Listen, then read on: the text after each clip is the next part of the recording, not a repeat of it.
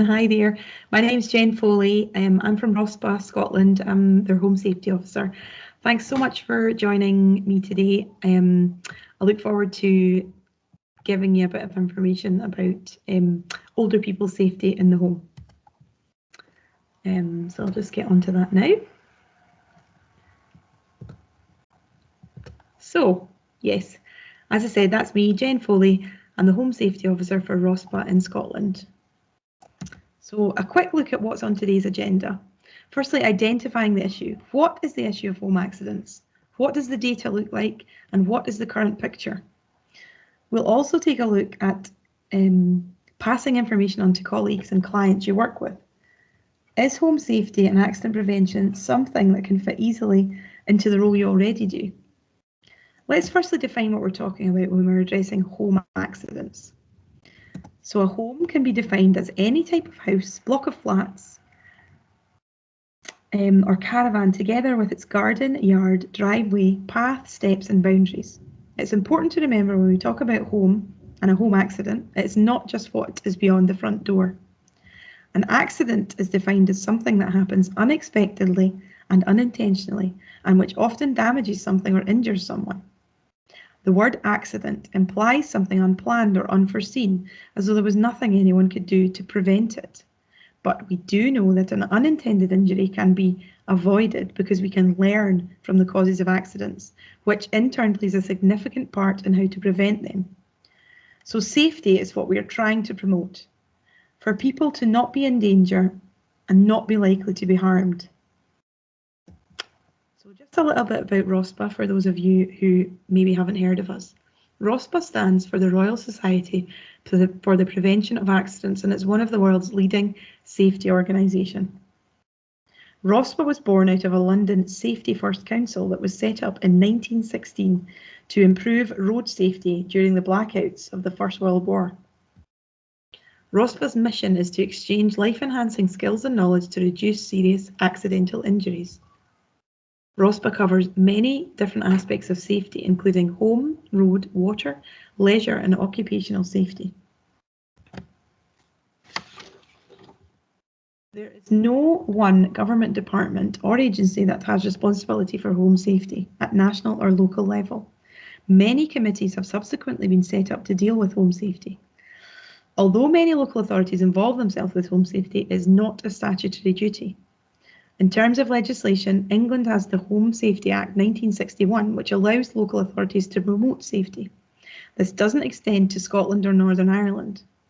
There is reference to accident prevention in Towards a Healthier Scotland, a white paper on health, which states that health boards should be encouraged to foster and participate in local interagency accident prevention work. Now let's take a look at the scale of the issue of home accidents. Every year in the UK, around 6,000 people die from accidents in the home. In relative terms, that's over 100 per week. In addition to this, roughly 2.7 million people attend A&E every year as a result of a home accident in the UK. It's a big issue and it costs.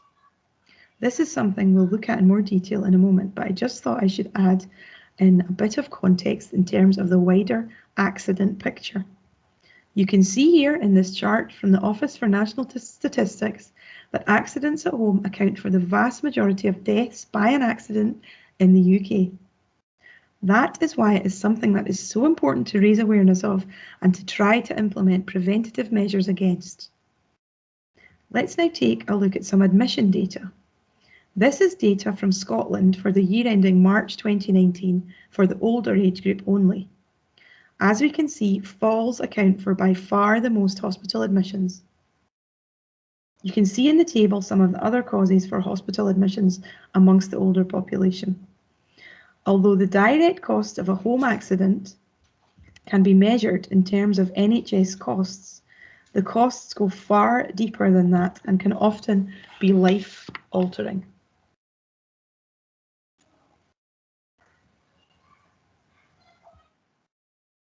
There are 3 factors involved in the causes of home accidents and can be seen here. We'll spend some time going through these in a little more detail. The behavioural factors first of all. So lapses of attention can contribute to an accident occurring. Humans are not machines and are susceptible to stress and tiredness. Mistaken actions is when people do the wrong thing, but believe they're doing the right thing. An electric blanket in the washing machine, for an example. People's attitudes.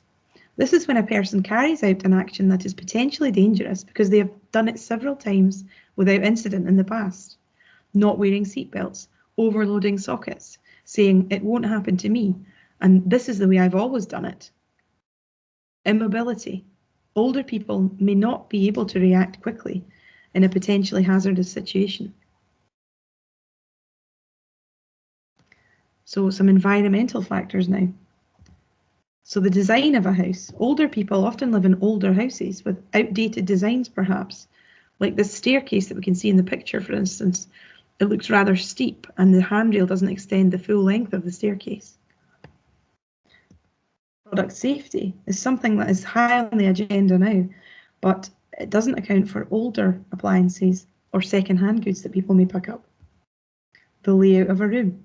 Clutter on the floor and too much or badly laid out furniture are potential hazards for a fall. Social factors can also contribute to home accidents.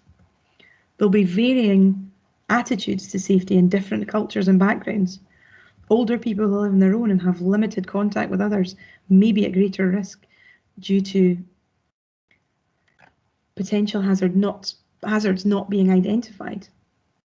The highest accident rate is unfortunately linked to those on lower incomes, of which many older people are. They may be unable to afford to spend money on making their homes safer. However, many changes can be made with no cost, which we can examine shortly. So next we're going to look at the picture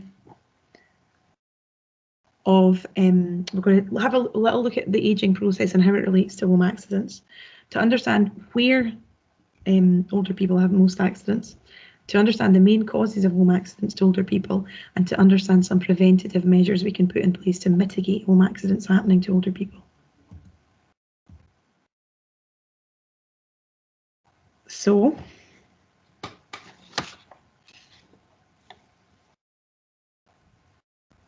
most developed world countries accept the chronological age of 65 and above as an older person.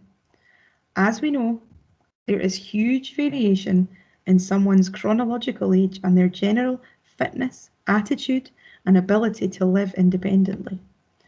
Our population is growing and it is also aging. The latest data from the ONS projects that there will be an additional 7.5 million people above the age of 65 living in the UK in 50 years' time. Some of the reasons people are living longer is due to improved living standards, better healthcare, better awareness of a healthy diet, and taking regular exercise. However, there are many physiological changes that just do occur when people age. Older people often appear to have shrunk, and that is due to the loss of fluids from the discs between the vertebrae in the spinal column. Aging also causes a lessening in the density of the bone, osteoporosis, which may result in some compression of the vertebrae and leads to increased bone fractures.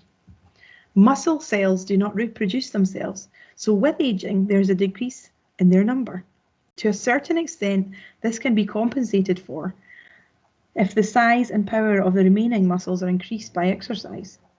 The decrease in the number of muscle cells results in the older person becoming weaker than they were previously. Aging causes the skin to become thinner and less elastic. Small blood vessels near the skin's surface are therefore less well supported and rupture more easily. Even relatively minor knocks can cause significant bruising. Postural changes can be the result of a slowing down of nerve conduction and neuronal function, which can mean older people sometimes have difficulty in attaining and maintaining an upright position, or are easily deflected from one. The maintenance of blood pressure is dependent upon the integrity of the blood vessel walls. This tends to decrease with age, so when older people get up quickly, their blood pressure may not adjust immediately, and this can cause dizziness and lead to a fall. Changes in vision, hearing, smell, and touch also come with aging. and have an impact on, for example, smelling something burning, seeing a trip hazard, touching a hot surface. An aging mind. It is rarely possible to give advice to dementia sufferers on minimising risks and avoiding accidents. Advice should be directed towards the people involved in the person's care. Here is a table to illustrate the points that have just been made and relating them to the types of potential home accidents. We'll look at some of these in a bit more detail shortly. Before that, I'd just like to touch briefly on where in the home accidents are most likely to occur for the older age group. For over 75s, most accidents happen in the bedroom, followed by the garden. For ages 65 to 74, the garden is the area where most accidents occur. Before we get on to the main causes of injuries, I wanted to briefly look at home safety interventions. The 3 E's is a popular concept in injury prevention. The educational approach to home accident prevention aims to provide people with information about the risk of home injuries and how to prevent them. Through various approaches, people are made aware and are given advice about the steps to take to reduce the risk of injury. National campaigns for fire prevention, for example, their Don't Give Fire a Home messaging, distribution of information through leaflets, posters, adverts, talks to groups would all fall under education. Enforcement involves the use of standards, regulations, or legislation to enforce safer behaviour, safer environments, safer products to reduce the risk of injury. Engineering involves changing the design and manufacture of products to reduce the risk of injury. Environment can be modified. The home can be modified to make it safer to live in. For example, having downstairs bedroom and bathroom to allow someone to live independently for longer. The use of home safety equipment such as grab rails, bath aids, etc. would also come under engineering and environmental interventions. So now we'll look more specifically at the main causes of home accidents, which we have touched on already. We'll look at each cause individually now. Statistics show the majority of fatal and non-fatal injuries involving older people are due to falls. The risk of falling increases with age, and the majority of falls happen whilst moving about on one level. The cause of a fall is often multifactorial, involving behaviour, environmental hazards, and underlying medical conditions. Let's look at some of those factors now. The intrinsic factors can be the things we have already discussed that will be a natural consequence of growing older, seen here.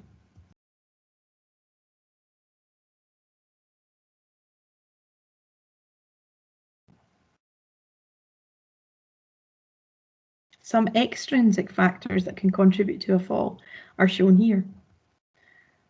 Floor type needs to be suitable and in good condition. Contamination could be a wet, slippery surface from a spillage, for example. Clutter could be newspapers lying around, clutter on the stairs. Also, the layout, poor layout of furniture, poor lighting, and pets getting under someone's feet could be extrinsic factors leading to a fall. There can be considerable economic cost and considerable personal cost following a fall. Even if there's no injury, a fall can lead to a downward spiral of loss of confidence, fear, reduced activity and socialising, fear of further falls, and with this often greater dependence on health and social care. As well as being a tipping point in an older person's life, a fall can be the first indicator of a worsening health problem. Just as there are many factors that can contribute to a fall, so too are there many factors in effective prevention. So encouraging exercise, assessing hazards and intervening to remove the hazards, maybe a vision assessment referral, a medication review with the doctor or pharmacist.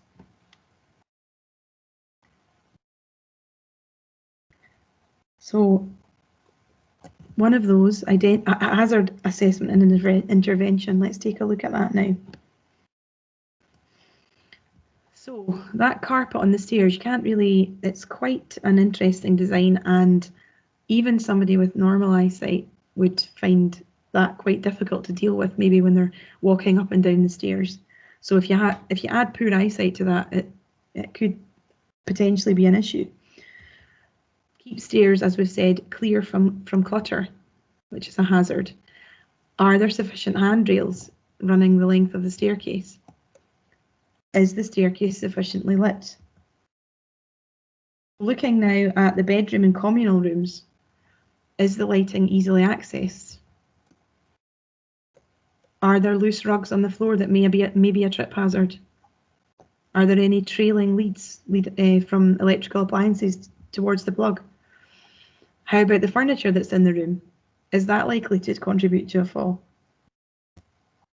Now here's some more general advice about falls prevention.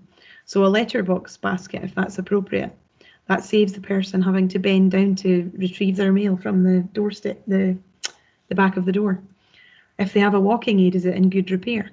Again, obstructions should be monitored, and trailing cables if they're likely to cause an issue. Again, about rugs and making sure carpets are in good repair. How about the footwear that somebody's wearing? Are they wearing enclosed shoes or slippers? Wiping up spills immediately. Advising somebody to get up slowly if where possible. The use of appropriate safety equipment. Avoiding alcohol.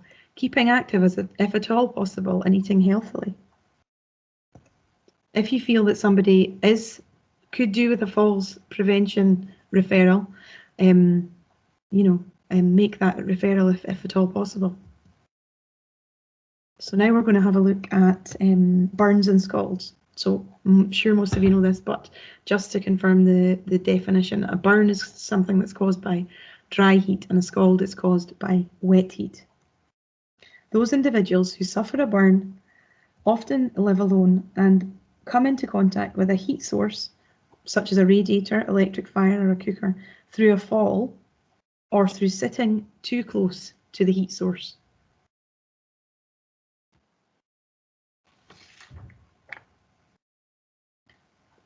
So here's some burns prevention advice that you might want to consider yourself or consider relaying on.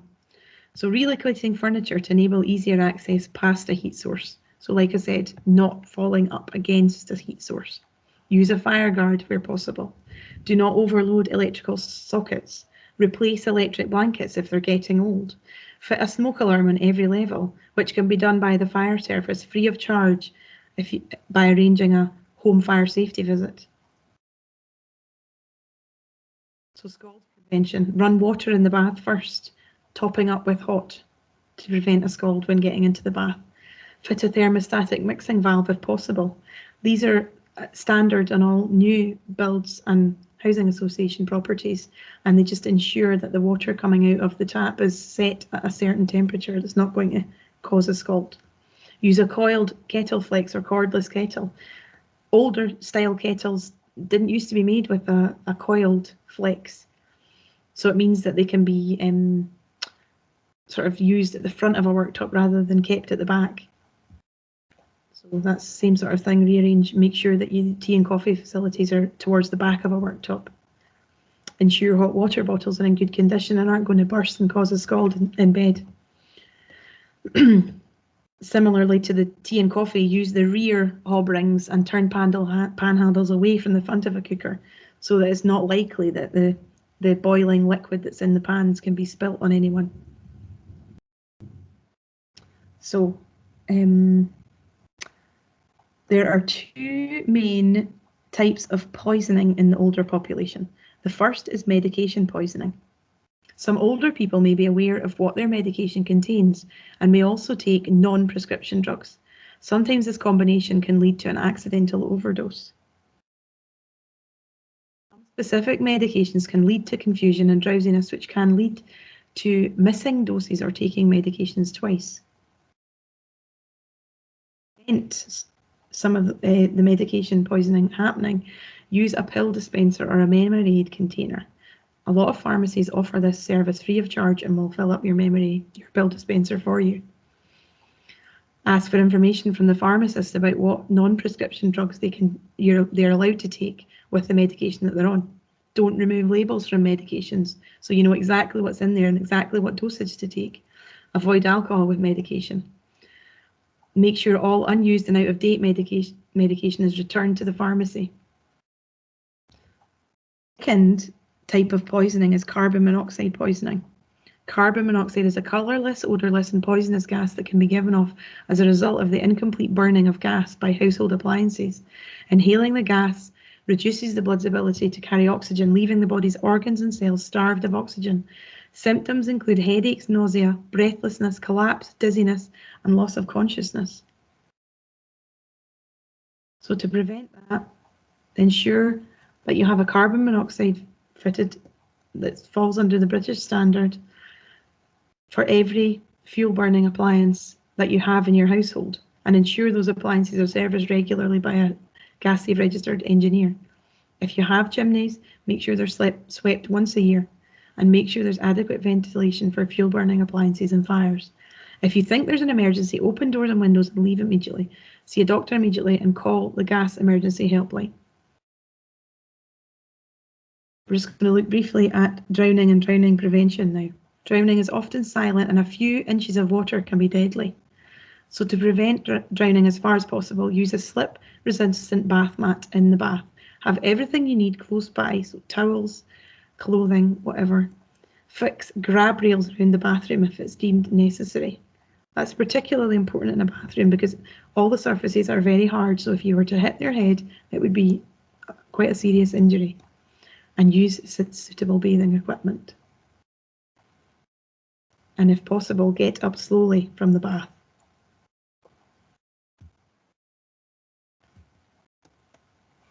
So we're just going to look quickly at hypothermia now.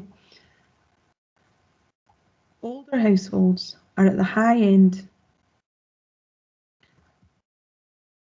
of of fuel poverty. So potentially at higher risk of suffering from hypothermia. As well as older people potentially not being able to afford to heat their homes, they are also less likely to be moving around to generate heat in their bodies. So some prevention advice: wear several thin layers of clothing. Natural fibres like wool are warmer than synthetic fibres. Eat regular meals and take hot drinks. And keep at least one room warm. Just the room that you're in, if that's all that the person feels that they can afford. Keep active as far as possible and contact local agencies to see if there's help available with their heating bills. Finally, I'd like to look at risk assessing homes and giving preventative advice. Hopefully this can be something many of you listening today will be able to easily transfer into your daily working lives. We all have a role to play in helping to reduce our older people sustaining unintentional injuries. A risk assessment can identify and grade appropriate the level of risk.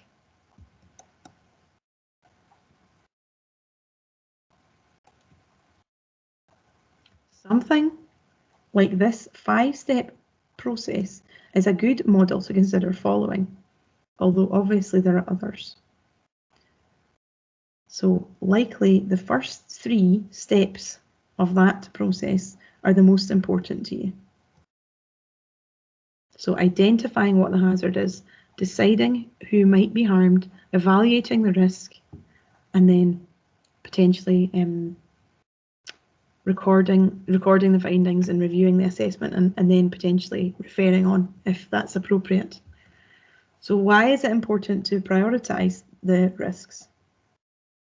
If every risk is given high priority, then nothing really is prioritised. Risk must have a real and tangible consequence, i.e. an accident happening. And that, to prioritise risks is especially important when you have limited time with a person. I just very briefly want to talk about passing on information or gathering information for yourself, which potentially you can pass on to people that it may be relevant for. So here's just a list of some things I felt might be useful to mention. So that is everything I wanted to talk to you about today. So thank you so much for listening. If you have anything you want to discuss further or anything at all you want to ask, please just get in touch using the email that you can see on the screen just now. Thanks again.